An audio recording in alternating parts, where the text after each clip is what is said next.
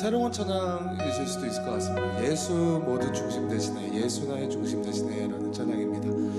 곡은 참 쉬우니까요, 함께 또 따라 부르면서 함께 이 시간 주님 찬양했으면 좋겠습니다.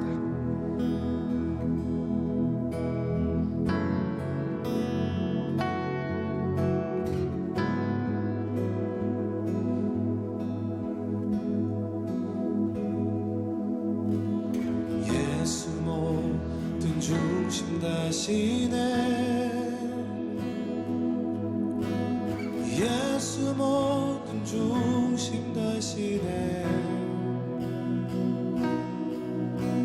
오직 예수만이 처음과 마지막 되시네.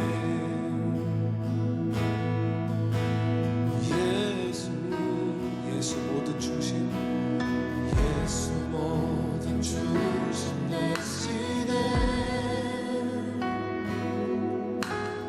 예수 모든 중심 되시네.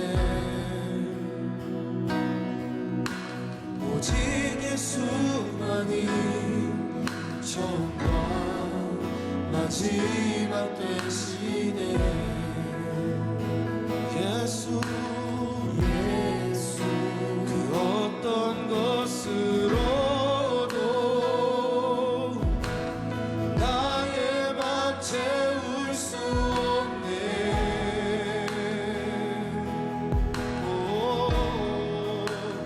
예수 나의 중심,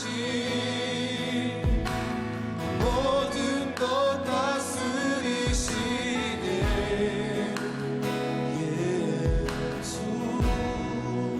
예수 나의 중심 되시네. 예수 나의 중심 되시네. 예수 나의 중심 되시네. 오직 예수만이 처음과 마지막 되시네. 예수 고백해볼까요? 예수 나의 중심 되시네. 예수 나의 중심 되시네. 예수 나의 중심 되시네. 오직 예수만이 처음과 마지막 되시네. 예수 어떤 것으로도 나의 맘 채울 수 없네.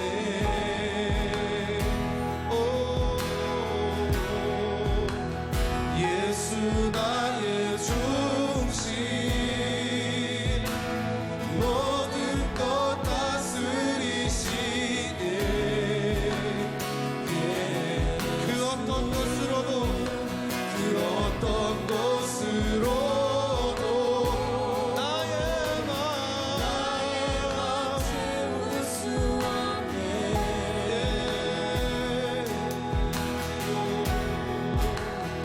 예수 나의 중심, 모든 것 다스리시네.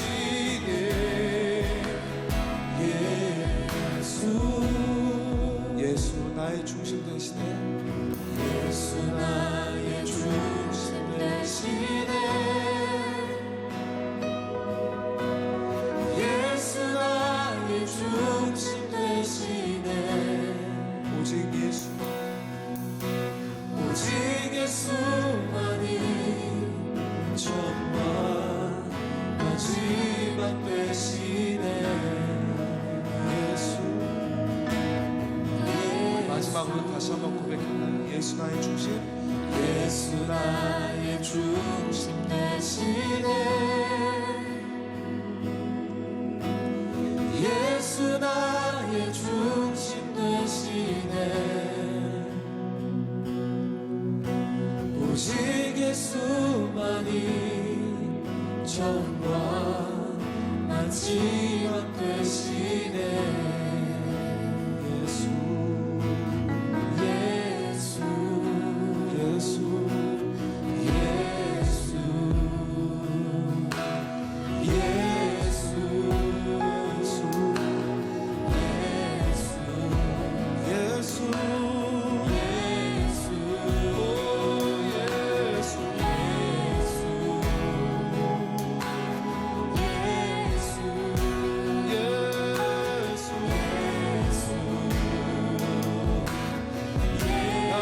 중심 되신 예수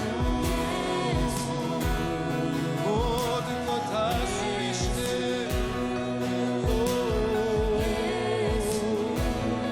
예수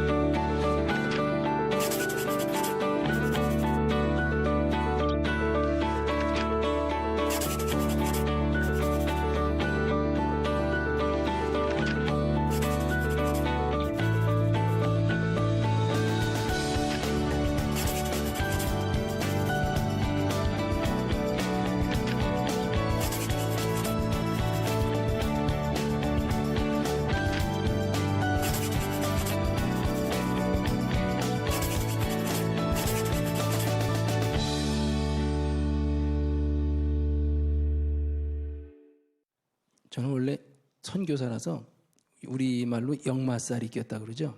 여기저기 돌아다니다 보니까 이 무대 위에서 잘 가만히 앉아있는 게 익숙지 않아요. 돌아다니는 게 편하네요, 사실은요. 예. 자, 아까 우리 어디까지 했죠? 성관계는 위험한 행위고 신중하게 해야 된다. 정말 우리가 성관계를 한다는 것, 남녀가 이거는 여러분은 어떻게 생각하는지 모르겠어요. 우리 영혼의 모든 것을 주는 거예요. 여러분 이장희 씨가 만든 노래가 있어요. 나 그대에게 모두 드리리. 이 찬양 아시죠? 이 찬양이라 이 노래 아시죠? 찬양이 입에 배가지고 찬양은 아니지만 모두 드리는 거예요. 그러니까 그대를 위해서라면 못할 게 없네. 그냥 막 가는 거예요, 그냥. 어떻게 보면. 물론 이장희 씨 가사가 이런 뜻은 아니지만 이게 한번 사람이 사랑에 빠지면 절제가 안 돼요. 그냥 좋은 거야. 참, 그래서 우리는 조심해야 됩니다. 배우자가 아닌 부부간을 넘는 성관계는 다 죄예요. 하나님은 그것에 대해서 책임을 물으세요. 그것은 영적으로는 간음이에요. 하나님의 성전인 몸을 가지고 죄를 진 것은 죄가 몸 안에 있고 몸 밖에 있는 게 아니에요. 모든 죄는 몸 밖에 있지만 이 성적인 이 범죄는 그래요. 여러분 음란과 간음의 차이점을 아십니까? 그놈이 그놈 같죠? 좀 성경에서는 그것을 좀 구분을 합니다. 첫째, 음란은 결혼 안 한 사람들이 성적으로 막 좀 무질서하게 하는 것을 음란이라고 그러고, 간음은 결혼한 사람이, 배우자 있는 사람이 했을 때 그걸 간음이라고 그래요. 그러니까 우리 크리스찬들은 영적인 간음을 졌다 그러지 영적인 음란을 저지른다 그렇게 안 해요. 왜 그럴까요? 우리는 누구의 신부예요? 주님의 신부예요. 그렇기 때문에 우리가 딴짓하면 주님 이외에 다른 것을 주로 모시고 하면 그건 영적인 간음이에요. 우상숭배고. 요즘에 혼외든 혼전이든 성관계는 기본적으로요, 이게 단순히 육체적인 관계로 끝나는 게 아니라 영적인, 우리 감정적인, 우리 이런 데 굉장히 많은 영향력을 줘요. 첫째, 인간관계에 굉장한 악영향을 미쳐요. 그걸 한번 하고 나면 자존감이 떨어져요. 더군다나 그게 자기 자유에 의한 게 아니라 강간에 의해서 당했다. 그러면 그거의 트라우마는 굉장히 평생 가요. 평생 가요. 그래서 우리가 이 성관계는 자존심을 파괴할 수 있다, 우리의. 그 다음에 미래의 우리의 결혼관에 우리 미래의 결혼을 아주 불안하게 만들 수 있어요. 항상 자기가 죄책감이 있고 남편에 대해서, 아니면 아내에 대해서 내가 순결을 못 지켰던 거에 대해서 죄책감도 있을 수 있고요. 아까 말씀드린 대로 낙태와 미혼모로 더 큰 죄의 유혹에, 죄의 늪에 빠질 수가 있어요. 한번 하고 나면. 그걸 어떻게 해결해야 되거든. 어떻게 할 수가 없거든. 책임은 져야겠는데 어떻게. 그나마 임재민이는 착한 친구예요. 야, 어떻게 그 살인을 해? 낳아야지. 지금 네 학업이 중요해? 우리가 저질렀으면 책임져야지. 옛날에 우리 때, 저희 때요. 제가 75학번인데 70년대 대학교에서는 뭐가 있었냐면 여자랑 한번 관계를 맺었다. 저희 때는요. 그 여자 내가 책임져야 돼.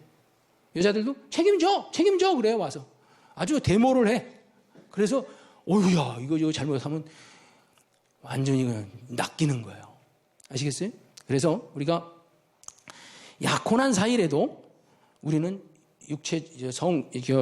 혼인 예식을 치르고 결혼 서약 이제 선포가 되기까지는 그것도 하면 안 돼요. 하나님은 거기까지 보세요. 그걸 지켰을 때, 야, 그건 뭐 대수냐? 요즘에 그거 지킨 사람은 어디 있어? 몇 프로나 돼? 이렇게 말하는 분도 있으실 거예요. 근데 저는 그럼에도 불구하고 말씀을 드립니다. 그건 여러분의 선택이니까. 그럼에도 불구하고 하나님은 마땅히, 영어로 말하면 should 또는 ought to, 마땅히 해야 될 일들이 있죠. 인간으로서 마땅히 해야 될 일. 그것을 안 했을 때 하나님은 뭐라고 하시냐면 패역하다 그러세요. 이 세상을 요즘에 패역하고 음란한 세대다 그래요. 그 패역하다는 말이 무슨 말이냐면 마땅히 해야 될 순리를 거스리는 것이 그게 바로 패역한 죄예요. 그 패역죄는 큰 죄예요. 아시겠어요? 제가 왜 이걸 힘줘서 강조하냐면 이 성으로 짓는 죄는 자기 개인으로 끝나는 게 아니라 상대방에게도 상처가 가고 주변 사람들 여러 가지로 줄줄이 사탕으로 막 문제가 꿰어져 버려요. 마귀는 그거 한 건 하면은 야 성공했다. 박수를 쳐요. 잔치를 벌려요. 마귀는. 자, 다른 종교에서도 그런데 하나님은 늘 얼마나 이 처녀성을 중요시 하시겠어요? 여러분 신명기 22장 20절 21절에 이런 말씀이 있어요. 제가 읽어드릴게요. 그 처녀에게 처녀인 표적이 없거든 처녀를 그 아비집 문에서 끌어내고 그 성읍 사람들이 그를 돌로 쳐 죽일지니 이는 그가 그 아비집에서 창기의 행동을 하여 이스라엘 중에서 악을 행하였습니다. 너는 이와 같이 하여 너희 중에 악을 제할지니라. 이 말씀 보면은 돌 맞아 죽을 사람 많아요. 요즘 시대에 솔직히 하나님이 오래 참으시고 사랑이 많으시고 다 이제 예수 그리스도께서 십자가에 못 박혀서 우리를 대속해 주셔서 그렇지 정말 옛날 이 구약시대 때는 이랬단 말이죠. 그만큼 처녀성을 중요시했어요. 너무 겁들이는 것 같은데. 자, 하나님은 아무튼 이 심판하시는 분이에요. 하나님은 사랑하시지만 죄에 대해서는 정확하게 심판하시는 분이에요. 심판은 징계와 달라요. 징계는 세컨 찬스가 있어요. 회개하면. 하나님이 용서해 주시고 다음 그러나 심판은 끝난 거예요. 소돔과 고모라 성이 유황불못에 팍 되어 냈죠. 그거는 심판이라고 그래요. 왜? 끝이거든. 더 이상 회개 기회가 없었거든. 하나님이 그런 경우가 성적인 문란이 있을 때 심판을 하셨어요. 끝까지 참으시다. 여러분 이 세상이 말세다 그러죠. 어떤 게 가장 말세에 가장 두드러진 특징일까요? 주님 오실 날이 가까웠다는 뜻이에요. 그거는 나쁜 건 아니에요. 사실은. 물론 말세가 왔다고 해서 좋아할 것도 없지만 그걸 비관적으로 볼 것도 없어요. 왜? 세상은 어차피 악해져 가고 마지막엔 하나님이 하늘은 큰 소리로 떠나가고 땅은 뜨거운 불에 체진이 녹아 풀어지려니와 의리는 의에 거하는 바 새 하늘과 새 땅을 바라보도다. 베드로 사도가 그렇게 베드로 3장에서 얘기하고 있어요. 우리는 이미 다 미래의 그 스케줄을 다 알고 있어요. 하나님의 계획을. 그러니까 그것 때문에 아이고 큰일 났다고 오두방정 떨 것도 없어요. 우리는 이미 미래를 알고 있는 하나님 말씀 안에서. 다만 안타깝죠. 내 주변에 있는 사람들이 만약에 구원 못 받았다든지 거기에 막 휩쓸려서 멸망 심판받는 그래서 기회가 없다면 얼마나 안타깝겠어요. 그래서 그런 거지. 아무튼 하나님은 음란한 것에 대해서 심판하세요. 심판이 가까웠을 때는 성적인 타락이 극에 이르렀을 때입니다. 지금 우리가 살고 있는 이 시대가 바로 성적으로 굉장히 급격하게 타락해가고 있어요. 여러분 유튜브에 가셔서 동성애라는 검색어를 딱 쳐보세요. 거기 아마 1위로 뜨는 게 저희 케어 코너즈 동영상이에요. 지금 한 40만 넘었는지 모르겠어요. 그거 한번 다시 한번 보세요. 한 15분에서 16분 정도 될 거예요. 보시면 이 세상이 얼마나 타락해가고 있는가 우리 이보람 간사가 아주 잘 정성 들여서 다큐멘터리식으로 잘 만들었어요. 제가 여기서 그걸 다 설명드릴 시간은 없기 때문에 그렇게 말씀드리는 겁니다. 자, 이제 시간이 이렇게 우리가 다음 달에도 이제 결혼 또 가정의 달이죠. 5월 달이 가정, 자녀 교육, 뭐 이런 것들에 대해서 남편과 아내의 이런 여러 가지에 대해서 좀 더 이제 구체적인 것들을 나눌 거예요. 그래서 제가 어차피 다음 달에 또 할 거기 때문에 지금 느긋하게 좀 하고 있습니다. 우선 이제 남은 시간에 제가 하고 싶은 것은 우리가 결혼 배우자를 선택함에 있어서 어떻게 해야 되는가, 이제 그거를 이제 말씀드리려고 그래요. 이 결혼이라는 것은요, 유니온이 아니에요. 유니온. 유니온은 합의에 합쳐서 하나가 되는 거예요. 근데 성경에서 부부가 남녀가 합하여 한 몸을 이룰지니라 할 때 그때는 유니온이 되라는 뜻이 아니에요. 유니티가 되라는 거예요. 그럼 유니온과 유니티가 뭔 차이가 있는가? 그걸 좀 말씀드릴게요. 유니온은 옛날에 우리가, 요즘은 어떤지 잘 모르겠지만 학창 시절 때 교복을 입죠. 유니폼을 입죠. 그건 유니온이에요. 똑같아. 차이가 없어. 그죠? 그건 똑같이 하나로 획일화해버린 거예요. 우리 결혼이라는 것은 남녀가 합쳐서 하나가 되는 게, 하나가 된다는 게 유니온이 되는 게 아니에요. 남자는 남자로서의 남성다움과 여자는 여자로서의 여성다움이 잘 하나가 돼서 서로 똑같아지는 게 아니라 그것이 서로 잘 조화를 이루면서 시너지 효과를 내는 거예요. 상승작용을 내는 거예요. 이게 결혼이에요. 근데 우리는 저 사람을 나처럼 만들려고 그러고 저 사람은 나를 자기처럼 만들려고 그러고 회계원이 정탈전을 벌여 줄다리기를 해 서로. 그런 식으로 결혼 생활하면 절대로 행복할 수 없어요. 아시겠죠? 그러니까 우리는 상대방의 다름을 인정해주고 또 결혼하기 전에 최소한 필독서 몇 개는 읽으셔야 돼요. 그 중에 하나가 제가 하나 권유해드릴게요. 결혼하지 않으신 분, 금성에서 온 여자, 화성에서 온 남자. 남녀의 차이를 최소한 알고 해야 돼요. 안 그러겠습니까? 우리 6월 달에 결혼하는 우리 예비 신랑 신부 읽어봤어요 그거? 아직 안 읽어봤죠? 읽어보세요. 내가 하나 선물해야겠다. 그래요. 그거 한번 읽어보세요. 예를 들면 그런 책. 그런 이유가 필요해요. 남자와 여자는 인간이긴 한데 똑같은 인간이긴 한데 굉장히 다릅니다. 굉장히 달라요. 똑같은 장면을 딱 이렇게 그림을 유치원 애들한테 보여줬어요. 근데 그 남자애들이 보이는 반응과 여자애들이 보이는 반응이 너무나 다른 거예요. 남자들은 어디에 초점을 두는지 아세요? 그 팩트, 사실 자체에 초점을 둬요. 누가 어떻게 했고, 누가 뭐 했고, 그 상황을 잘 설명해요. 그리고 그거에 대한 결과에 초점을 둬요. 근데 여자들은 결과에 관심 없어. 거기 등장하는 사람들의 감성, 그 사람들의 기분, 그 사람들의 마음을 생각해. 그리고 그 과정 속에서 막 안타까워요, 자기가. 초점이 달라요. 결과가 아니라 과정에다 더 여자애들은 관심을 두고 팩트, 어떤 사실보다는 그 사람의 상처나 느낌이나 감성에 더 초점을 둔다는 거예요. 여자는 다분히 청각적이에요. 남자는 다분히 시각적이에요. 그러니까 이 포르노그래피 같은 거 있죠. 남자들이 보지 여자가 그거 보는 사람 봤어요? 남자들이 봐요. 시각적인 것에 자극이 있으니까. 여자들은 청각적인 것에 훨씬 더 민감해요. 예를 들면 그런 거죠. 자, 여러분 이제 남녀 차이를 좀 알고 결혼에 임하셔야 된다는 거 잠깐 짚고 넘어갔고요. 우리가 배우자를 고를 때 여러 가지 요령이 많아요. 제가 이제 인터넷 들어가서 한번 이렇게 검색해 보니까 너무너무 많아. 근데 딱 와서 마음에 드는 게 생각보다 많지 않더라고요. 제가 나름대로 한번 정리를 해봤어요. 제가 여러분한테 배우자를 잘 선택하는 팁을 좀 드릴까 해요. 요령. 첫째는 우리는 너무나 잘 아는 겁니다, 당연히. 근데 이거를 꼭 한번 원칙으로 정해보시는 게 좋을 것 같아요. 첫째는 외면보다는 내면을 보세요. 얼굴 잘생겼나 보지 마시고 내면을 보세요. 인상이 좋아야 돼요. 잘생겼냐 핸섬하냐 보다 못생겼어도 인상이 좋아야 돼요. 딱 느낌이, 임프레션이라고 그러죠. 인상이 좋아야 돼요. 그 다음에 남자든 여자든 결혼을 왜 하냐?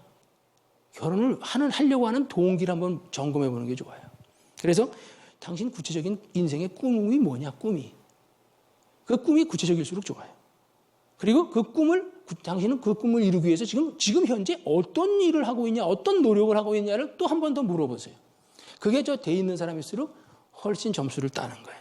그 다음에 같은 값이면 고생한 사람을 택하세요.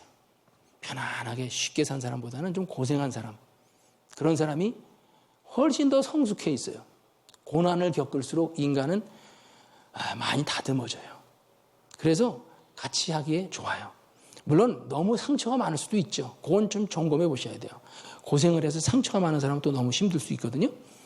그 다음에 자신을 가꿀 줄 아는 사람. 딱 보니까 너나 잘해라. 그런 말 나오고 싶은 사람 있죠. 그런 사람은 안 돼요. 기본적으로 자신의 삶이나 외모나 뭐 이런 게 좀 어느 정도는 규모가 좀 돼 있는 사람. 그래야 뭘 결혼을 해도 뭐가 되죠. 그렇지 않으면 내가 다 뒤치다거리 해줘야 된단 말이에요. 아시겠죠? 그걸 각오하고 그래도 좋다 하면 그건 뭐 선택이에요. 아무튼 그런 것들. 그 다음에 마지막으로 대화가 잘 통하는 사람을 고르세요. 대화. 대화라는 거는 말을 잘하는 사람을 잘 웃겨주는 사람을 얘기하는 게 아니에요. 딱 그 사람하고 얘기하면 왠지 모르게 내가 기분이 업돼.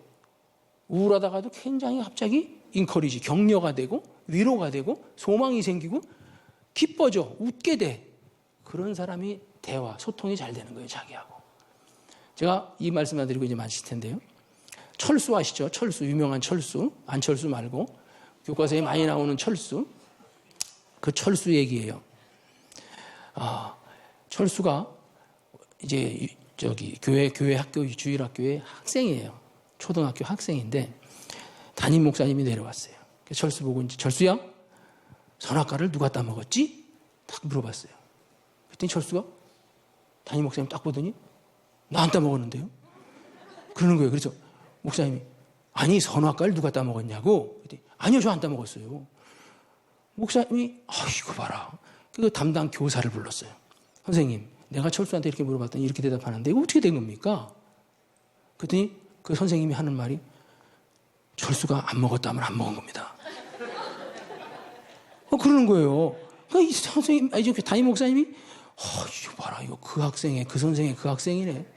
이번엔 부장 선생님을 불렀어요. 선생님, 이거 내가 이렇게 했는데 이거 이렇게 답이 나오니 이거 어떻게 된 겁니까? 그랬더니 부장 선생님이 목사님, 제가 다 책임지겠습니다. 얼마가 되든 제가 다 책임질 테니까 걱정하지 마십시오. 대화는 대화지요.